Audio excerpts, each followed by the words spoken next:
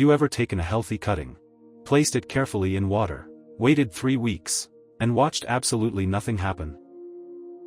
No roots, no growth, just disappointment. The truth is that most cuttings don't fail because gardeners are unlucky. They fail for predictable reasons. Some dry out before they can root, some suffocate, some rot, and some never receive the signals they need to start producing roots in the first place. The good news? Every one of those problems has a solution. Today I'm sharing 10 rooting secrets that can dramatically improve your success rate and help your cuttings produce roots faster, stronger, and more reliably. We'll start with the single most important mistake beginners make. And if you get this wrong, nothing else in this video matters. Part 1, give your cutting a chance.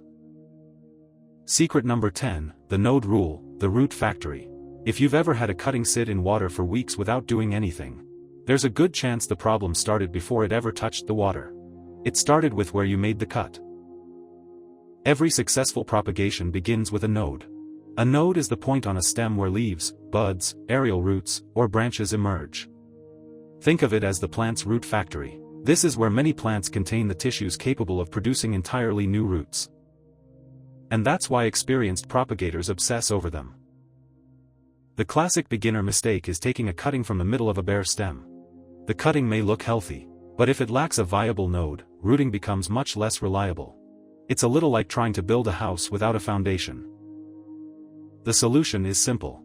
Locate a healthy node and make your cut just below it. A clean cut roughly 1/4 inch beneath the node gives the plant the best possible starting point. Then remove any leaves that would sit below the waterline. Leaves underwater quickly become leaves that rot. And rot is a problem we'll be talking about quite a lot today. Master this one step and you've already eliminated one of the biggest causes of propagation failure. But even a perfect cutting can still struggle if it loses water faster than it can replace it. Which brings us to our second secret. Secret number 9, the humidity dome, the survival chamber. Most fresh cuttings face an immediate crisis. Dehydration. The moment a cutting is separated from the parent plant, it loses access to its root system. But the leaves don't know that. They continue releasing moisture into the air exactly as before. The cutting keeps losing water. But now it has no way to replace it.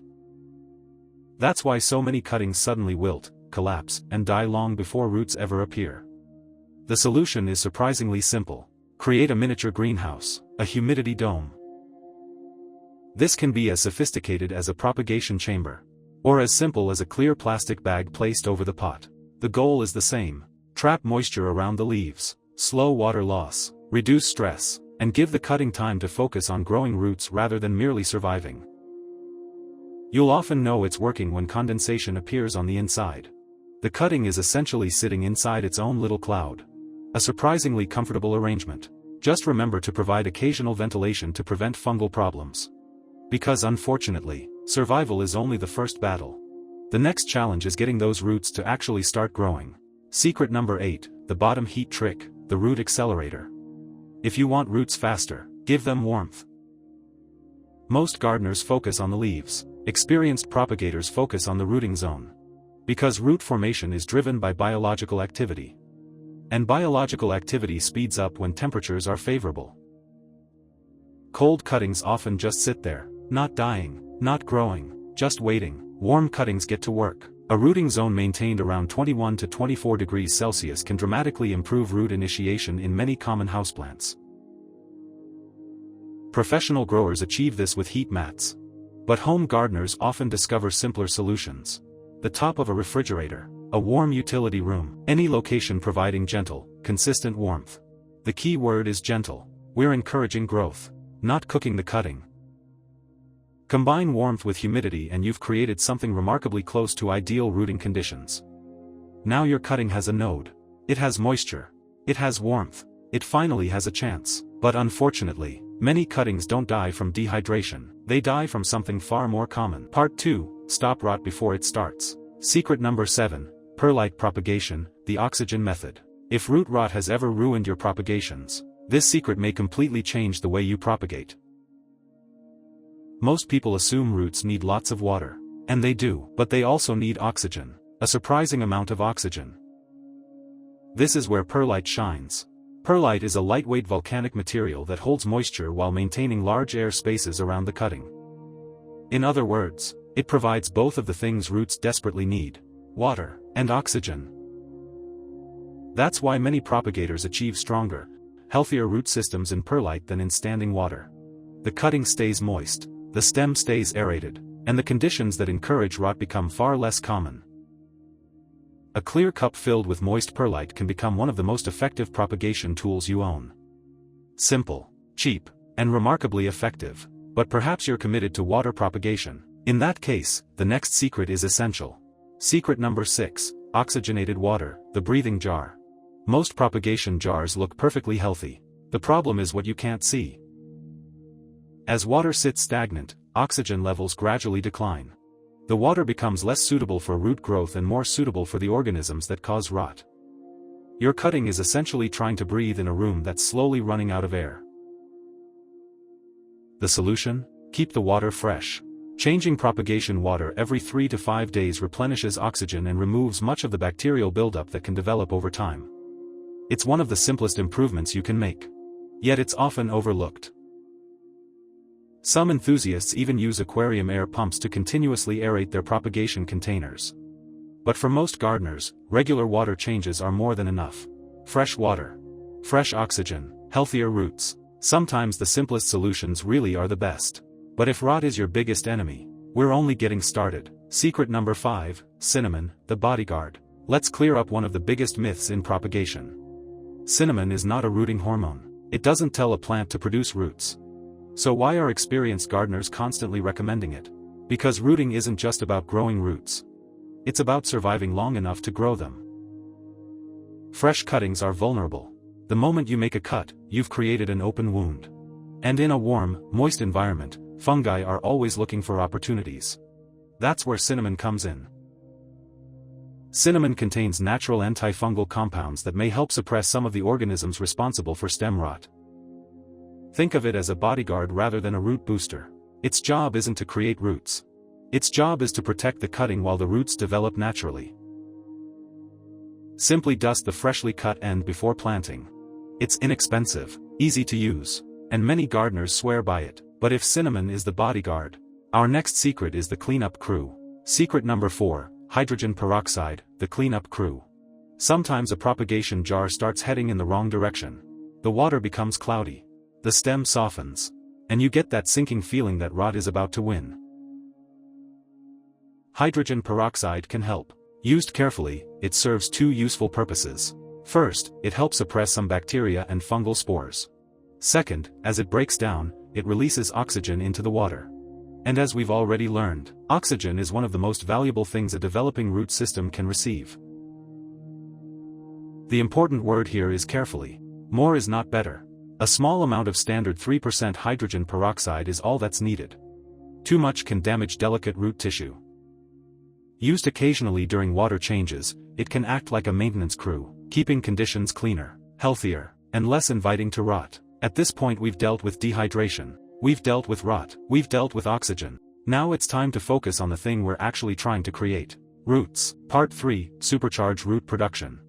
Secret number 3. Willow water, nature's rooting tonic. Long before commercial rooting powders existed, gardeners had willow trees.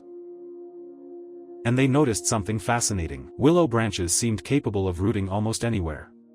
A twig touches the ground, and suddenly it's becoming a tree. It wasn't magic, it was chemistry.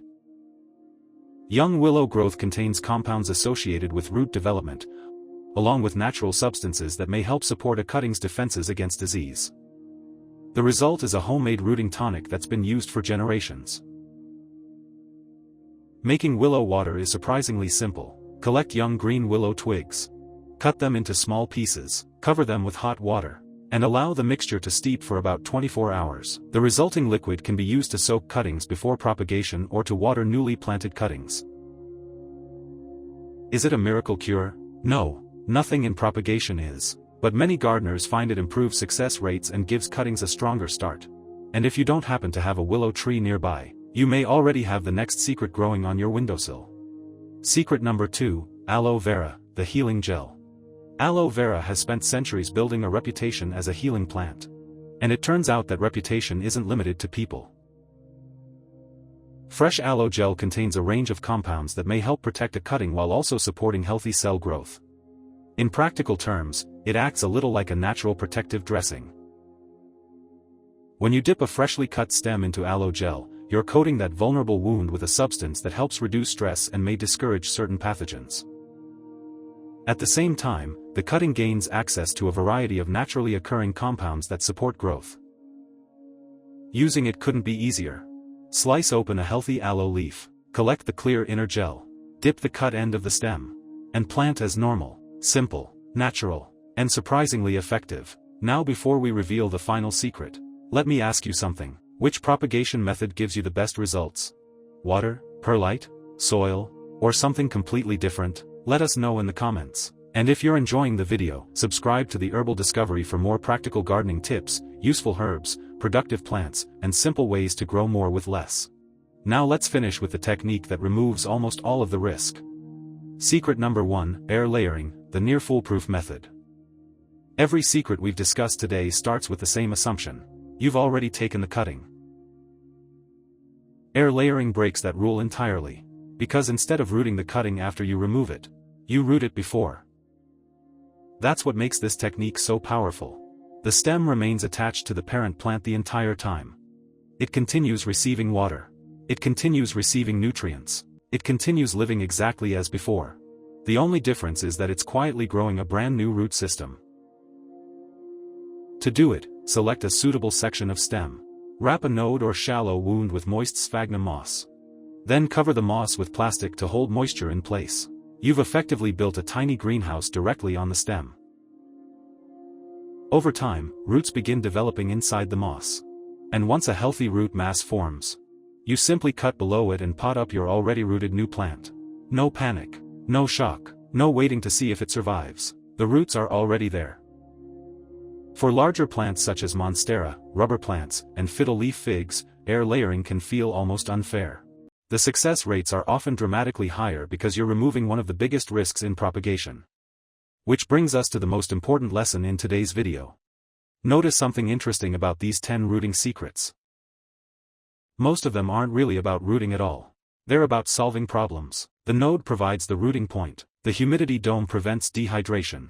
Perlite and oxygenated water prevent suffocation. Cinnamon and hydrogen peroxide help combat rot. Willow and aloe support healthy growth. And air layering reduces stress almost entirely. Each secret addresses a different obstacle. Because successful propagation isn't magic. It's problem solving.